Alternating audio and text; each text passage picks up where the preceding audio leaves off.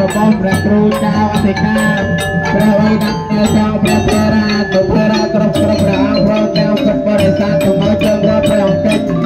ដែលបានយកនៅចូលរួមក្នុងការអនុទេបានបញ្ចប់ខណ្ឌសេនាវត្តអូជុំយកថាទៅវិញតែយើងឲ្យទាំងឲ្យសូមអបអរសាទរទាំងអស់គ្នាយើងខ្ញុំទាំងឡាយសូមឧទ្ទិសយើងទាំងឡាយញាតិញោមយើងតាទាំងអស់គ្នាសំដែងយកអត់តែសេចក្តីសរសេចក្តីចម្រើនហើយជាដំណើរទាំងឡាយរួមប្រកាគឺសាធុប្រយុទ្ធវត្តសូមថាផលណាទៅបីគ្លៀងគ្លៀនណា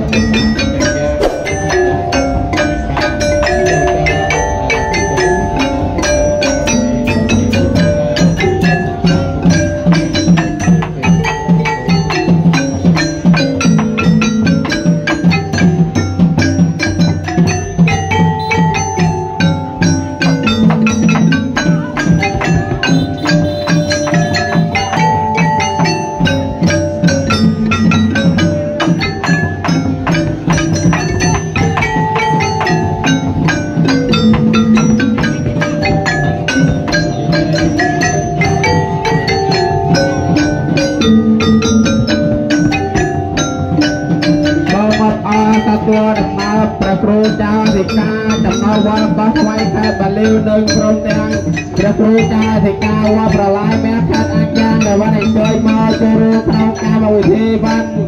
បន្តអន្តរសេវានៅវត្តអូជុំវងសាបីវិញតាមនេះយើងហើយចឹងសូមអបអរសាទរទាំងអស់គ្នា